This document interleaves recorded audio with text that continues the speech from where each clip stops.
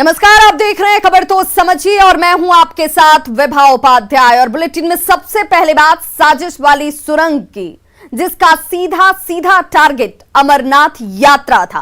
वो अमरनाथ यात्रा जिसमें देश के कोने कोने से लोग शामिल होते हैं।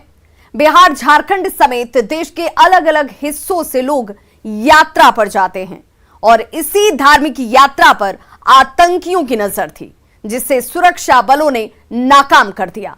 पूरी रिपोर्ट देखिए और फिर खबर तो समझिए। सुरंग के रास्ते आ रहे आतंकी। 150 मीटर लंबी सुरंग का खुलासा। सुजवा आतंकी हमले से जुड़े हैं तार। सीमा पर नापाक साजिश। जम्मू कश्मीर के सांबा सेक्टर में भारत पाकिस्तान अंतर्राष्ट्रीय सीमा के पास सुरक्षा बलों ने एक सुरंग का पता लगाया है। यह सुरंग चक फकीरा बॉर्डर आउटपोस्ट के बेहद नजदीक मिली। बीएसएफ के विशेष तलाशी अभियान में सुरंग का पता चला। यह सुरंग करीब 150 मीटर लंबी है और सीमा के उस पार तक है। सुरंग को बेहद पेशेवर ढंग से बनाया गया है। इसमें पाक सेना के इंजीनियरों और आतंकी स्लीपर सेल की मदद लेने का अनुमान है। सुरंग को खुदाई में आसान और पानी के रिसाव से सुरक्षित रेतीली और दोमट मिट्टी में बनाई गई। सुरंग के लिए विशेष स्थान चुना गया है, जिससे पाकिस्तानी सेना की मदद लेने की आशंका बढ़ गई है।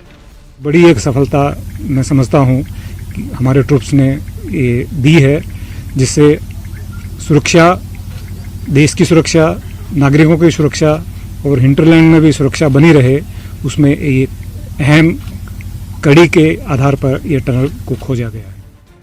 सांबा सेक्टर में मिली सुरंग के तार हाल ही में प्रधानमंत्री नरेंद्र मोदी के जम्मू कश्मीर दौरे से ठीक पहले हुए सुजवा आतंकी हमले से भी जोड़कर देखा जा रहा है। साथ ही सेना इसे अमरनाथ यात्रा के मद्देनजर सुरक्षा के लिहाज से बड़ी उपलब्धि मान रही है। उसने एक फ्रेश टनल खोदी, जिसके माध्यम से दो जैशे मोहम्मद के टेररिस्ट जो हैं, खोखा टेररिस्ट, उनको इन्फिल्ट्रेट किया और उन्होंने शुजवा में हमला किया। उस हमले में दोनों जो टेररिस्ट हैं वो मारे गए। अगर वो उस समय नहीं मारे गए होते तो प्राइम मिनिस्टर के विजिट के दौरान बहुत बड़ा इंटरनेशनल एम्बैरेसमेंट हो सकता था हिंदुस्तान के लिए।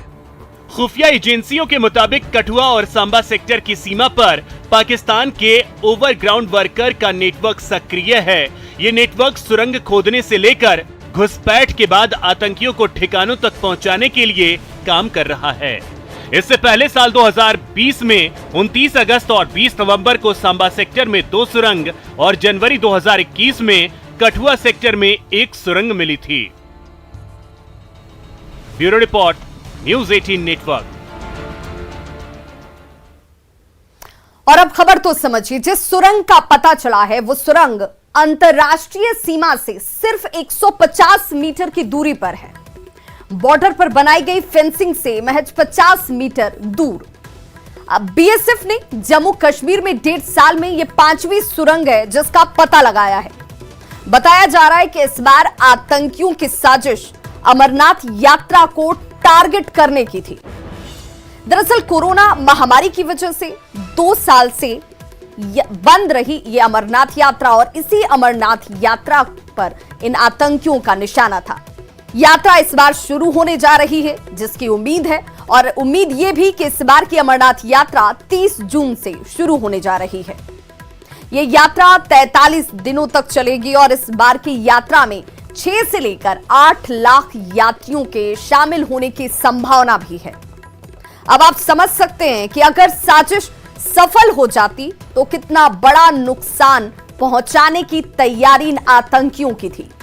अमरनाथ यात्रा में देश के कोने कोने से शामिल होने के लिए लोग पहुंचते हैं और जाहिर है अगर वक्त रहते बीएसएफ ने इस साजिश को नाकाम नहीं किया होता तो एक बड़ा नुकसान हो सकता था। लेकिन राहत ये कि इन आतंकियों के मंसूबों को निस्तनाबूद कर दिया गया।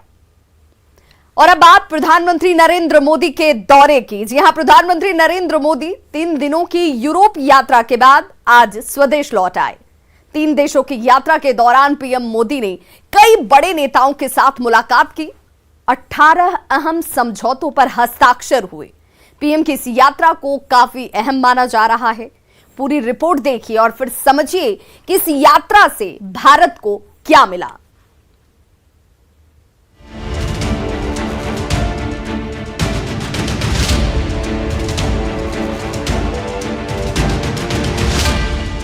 प्रधानमंत्री नरेंद्र मोदी इस साल की अपनी पहली विदेश यात्रा को पूरा करके गुरुवार को स्वदेश लौट आए।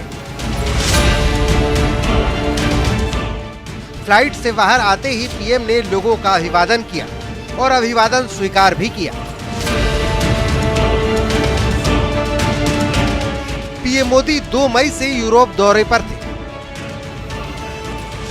इस दौरान उन्होंने जर्मनी, डेनमार्क और फ्रांस का दौरा किया। 3 देशों में 65 घंटों के इस दौरे में पीएम 25 बैठकों में शामिल हुए। इस दौरान पीएम 8 वैश्विक नेताओं से भी मिले। व्यापार, ऊर्जा और हरित प्रौद्योगिकी सहित अलग अलग क्षेत्रों में संबंधों को मजबूत बनाने के लिए कई द्विपक्षीय बैठकें हुई। रूस और यूक्रेन में महायुद्ध के बीच पीएम का यह दौरा बेहद सार्थक माना जा रहा है। पीएम ने सबसे पहले जर्मनी का दौरा किया, फिर डेनमार्क का, फिर फ्रांस का। पीएम जहां भी गए उनका जोरदार स्वागत हुआ।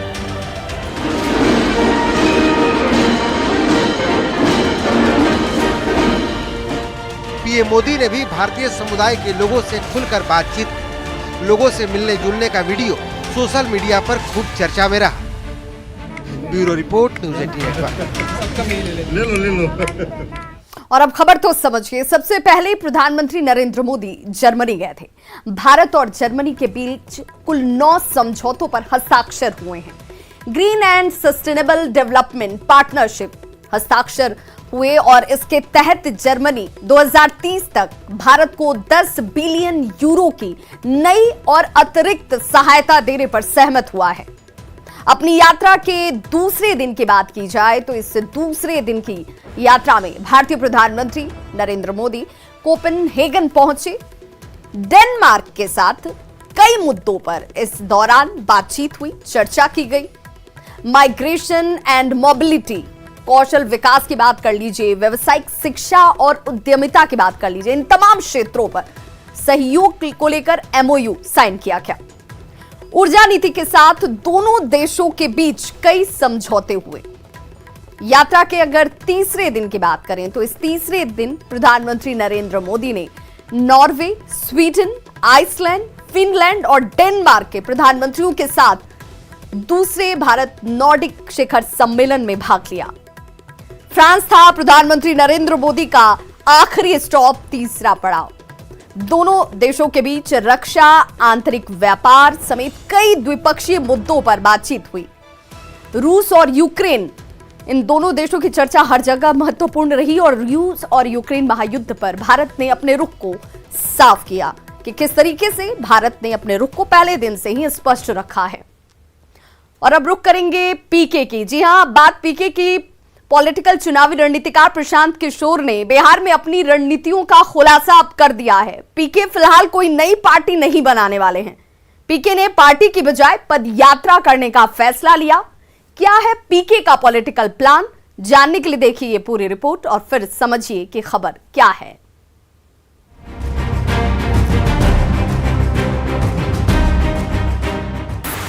8 महीने से 1 साल के बीच में 3000 की व्यक्तिगत पदयात्रा मैं खुद करूंगा। गुरुवार को पीके ने अपने प्लान का लिफाफा मीडिया के सामने खोल दिया। फिलहाल पीके कोई राजनीतिक दल नहीं बनाने जा रहे हैं, लेकिन उन्होंने जनता से सीधा संवाद का प्लान बनाया है। प्रशांत किशोर 3000 किलोमीटर पद यात्रा करेंगे, जिसकी शुरुआत वो चंपारण की धरती से करेंगे। मैं कोई दल बना नहीं रहा हूं, मैं सिर्फ ये कह रहा हूं कि इस सोच को लेकर पब्लिक में, जनता में हमें जाना है। जाने के माध्यम कई हो सकते हैं। मैं समझता हूं कि अगर सबसे ज्यादा लोगों से मिलना है तो मुझे उसके लिए प्रयास करना होगा, मुझे पदयात्रा करनी पड़ेगी, मुझे लोगों के घर घर जाकर मिलना होगा, उनसे बात करनी होगी।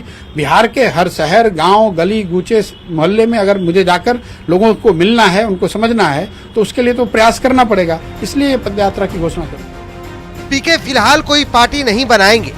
पहले लोगों की नब्ज टटोलेंगे, फिर कोई ठोस फैसला लेंगे। पीके ने साफ कहा कि पदयात्रा के दौरान लोगों के साथ राय बनी तो पॉलिटिकल पार्टी बनाने से भी परहेज नहीं है। माना जाए कि पदयात्रा के बाद प्रशांत किशोर की पार्टी होगी जन स्वराज। मैं ये नहीं कह सकता हूं। मैंने आपको बताया कि जो समाज में लोग हैं जो इस सोच से इत्तेफाक रखते हैं या रख सकते हैं, अगर वो सब साथ में आए और वो एक समय पर ये तय करें कि हमें पार्टी बनानी है, तो प्रशांत किशोर भी उस पार्टी के एक मेंबर हो सकते हैं। इसमें कहीं कोई दो मत नहीं। जाहिर है पीके के पास आईपैक नाम की संस्था है और अनुभवी लोगों की टीम भी है जिसने बिहार में पहले भी काम किया है, लेकिन उन्हें भी पता है कि बिहार में जाति भी सबसे बड़ा फैक्टर है। लिहाजा पीके ने सियासत के रास्ते पर चलने के लिए पदयात्रा का प्लान बनाया है ताकि सियासत के सफर की बारीकियों को समझा जा सके। पटना से न्यूज़ 18 के लिए शैलेंद्र कुमार की रिपोर्ट। और अब खबर तो समझिए, ये साफ हो गया है कि पीके यानी कि प्रशांत किशोर फिलहाल कोई पार्टी नहीं बनाने वाले हैं, बल्कि पदयात्रा पर निकलेंगे। और इस दौरान की अगर बात करें तो इस दौरान पीके करीब 17,000 लोगों से बातचीत करते नजर आएंगे। लेकिन इस बीच सवाल है कि पॉलिटिकल एंट्री का रास्ता आखिर पदयात्रा ही क्यों? क्या ये सियासी सफलता का अचूक हथियार है? तो शायद जवाब हां होगा, क्योंकि देश में पदयात्राओं का इतिहास इसी ओर इशारा कर रहा है। राष्ट्रपिता महात्मा गांधी ने 1930 में आधुनिक पदयात्रा की नींव रखी थी। नमक पर लगने वाले ब्रिटिश टैक्स के विरोध में उन्होंने 388 किलोमीटर की दांडी यात्रा की थी। पूर्व प्रधानमंत्री चंद्रशेखर की बात कर लीजिए तो पूर्व प्रधानमंत्री चंद्रशेखर भी पदयात्रा कर चुके हैं। 9 अप्रैल 2003 का था। आंध्र प्रदेश के नेता वाईएस राजशेखर रेड्डी ने 2 महीने की पदयात्रा की थी। तेलुगु देशम पार्टी के नेता चंद्रबाबू नायडू की बात करें तो उन्होंने 2013 में 1700 किलोमीटर की लंबी पदयात्रा की। नायडू ने साल 2014 में विधानसभा चुनाव लड़ा और राज्य के मुख्यमंत्री भी चुने गए। जगन मोहन रेड्डी की बात कर लें तो जगन मोहन रेड्डी ने भी 3648 किलोमीटर की पदयात्रा की। यह पदयात्रा 341 दिन में जाकर पूरी हुई। 2019 के विधानसभा चुनाव में उन्होंने 175 में से 151 सीटें जीतकर अपने नाम की और आंध्र प्रदेश के मुख्यमंत्री बने। यानी कि पदयात्रा का इतिहास बड़ा भी रहा है, सफलतापूर्ण भी रहा है और इसी पदयात्रा को एक बार फिर से पीके ने अपना ब्रह्मास्त्र बनाया है। और चलिए अब बात साइबर ठगी की करते हैं। तो साइबर ठगी के मामले में लगातार बढ़ोतरी इन दिनों साफ नजर आती है, लेकिन अब शातिर उन लोगों के नाम का इस्तेमाल करने लगे हैं जो संवैधानिक पदों पर आसीन हैं। इस बार शातिरों ने लोकसभा स्पीकर के नाम का इस्तेमाल किया, वो भी एक सांसद को ठगने के लिए।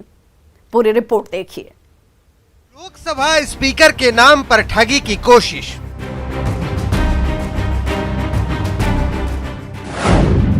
फेक व्हाट्सएप अकाउंट से आया मैसेज।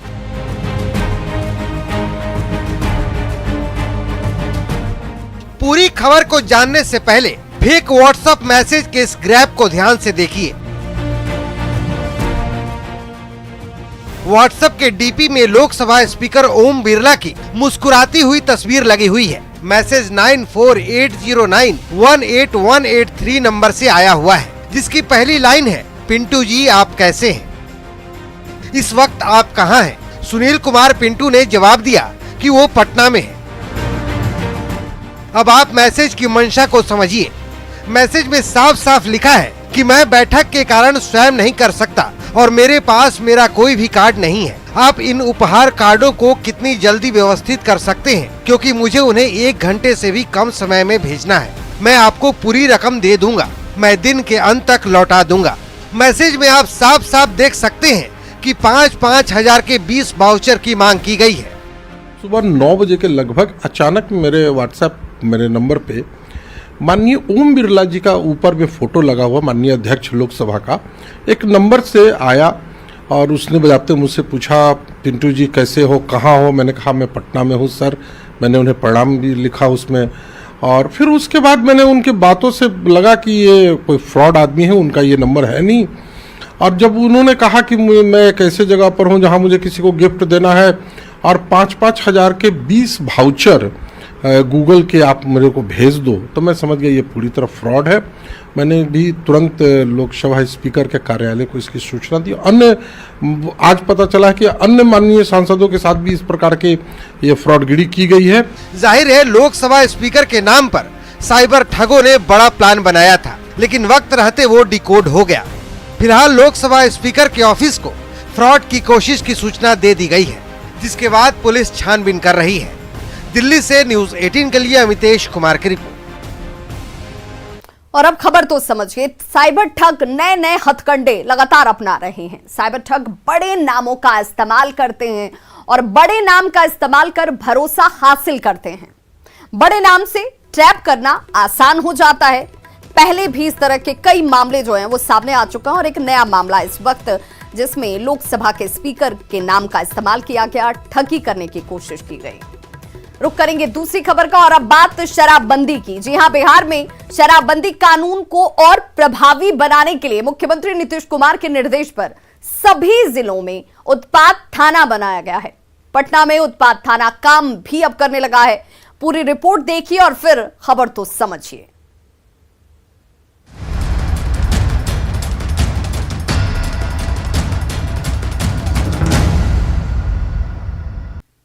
ये है पटना का उत्पाद थाना, जहां तैनात 17 पुलिसकर्मी और अधिकारी शराबबंदी कानून को मजबूती देने में जुटे हैं। उत्पाद थाना खुलने से विभाग के पदाधिकारियों को मामला दर्ज करने से लेकर अनुसंधान में आसानी हुई है।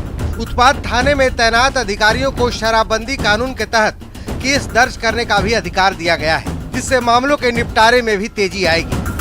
पहले जो पदाधिकारी पकड़ता था वही थाना प्रभारी का भी रोल करता था और वही डायरेक्ट अपने से कोर्ट में भेजता था, जो पीआर केस कहलाता था। थाना एग्जिस्टेंस में नहीं था, बट अधिकार उतना ही था। अधिकार लगभग वही था, लेकिन कार्य प्रणाली जो थी हमारी थोड़ा सा अंतर आ जाती थी। हाँ, रेट भी बढ़ेगा और जांच करने की जो हमारी स्पीड है वो भी बढ़ेगा और जितना जल्दी होगा चार्जशीट भी टाइम पर जाएगा।